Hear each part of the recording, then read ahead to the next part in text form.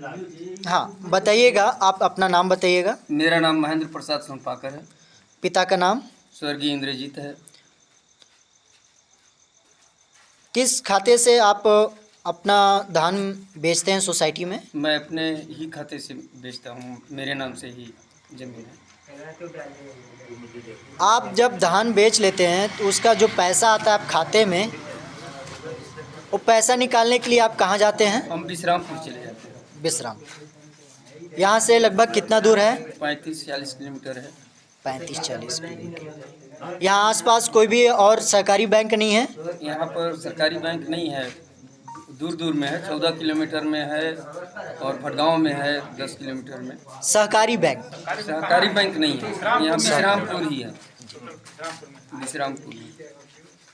आप जाते हैं, आप अपना खुद का पैसा निकालने के लिए, तो आपको क्या क्या परेशानियां वहां पर उठानी पड़ती है, उसके बारे में हमें कुछ बताएं।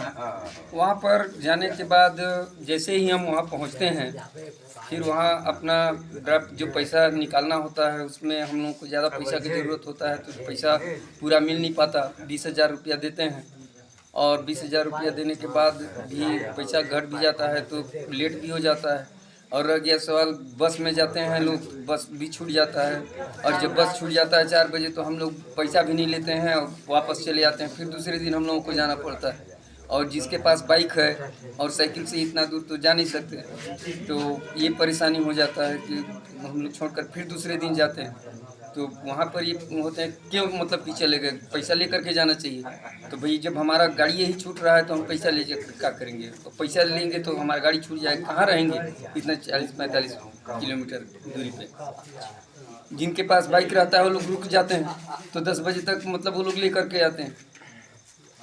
ये परेशानी।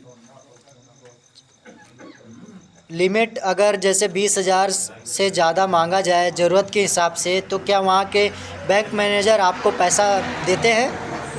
वो अगर आवश्यकता है बहुत ज़रूरी या शादी या कुछ भी ऐसा करने के लिए तो ज़्यादा परेशान, तो कहते हैं कि लास्ट तक बैठो, अगर जुगाड़ हो जाएगा तो देखेंगे। पैसे नहीं पूर रहा है तो कहाँ से देखें।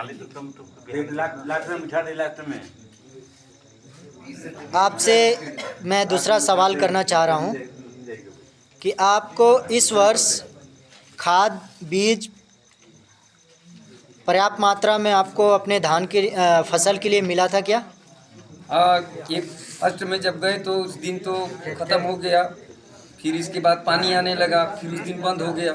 फिर दूसरे दिन गए तो फिर बोले कि आज फिर समाप्त हो गया फिर चौथे दिन गए तो फिर वहाँ जाने के बाद बोले रुको, अभी गाड़ी आएगा तो मतलब कि सबको ग्रुप में हम लोग भेजेंगे तो फिर मिलेगा। 5वां दिन जब हम लोगों के पास आया खबर तो फिर हम लोग गए तो फिर कुछ लोगों को मिला, हम लोगों को भी मिला।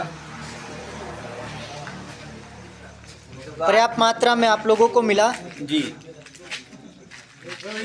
और मैं तीसरा सवाल पूछना चाहता हूँ कि जो आप धान ले जाते हैं सोसाइटी में, तो उस धान का तौलना, पलटना और छली लगाने का काम आप स्वयं करते हैं कि वहाँ का मैनेजर करवाता है? उसके बारे में कुछ आप जानकारी दीजिए हमें। धान लेकर के यहाँ से जाते हैं तो हम अपना खुद का लेबर लेकर के जाते हैं, अपने घर से अपने लड़कों को लेकर के जाते हैं, खुद हम लोग वहाँ तौलते हैं, पलटी करते हैं। इसके बाद तौल करके और वहाँ पर ये कहा जाता है कि जब तक छली नहीं लगाओगे तब तक मतलब घर वापस नहीं जाना कोई। हम सब किसान लोग कम से कम 8-10 बजे रात तक जब तक छली नहीं लगा पाते हैं तब तक वहाँ घर से वापस तो मतलब परेशानी होता है और आते हैं, अपना खाना दाना लेकर के ही वहाँ जाते हैं। उसके इस काम के एवज आप लोगों को कुछ भुगतान मिलता है कि नहीं मिलता है? कुछ नहीं मिलता है। आप अपने खाते में स्टेटमेंट में एक बार देखे हैं कि नहीं?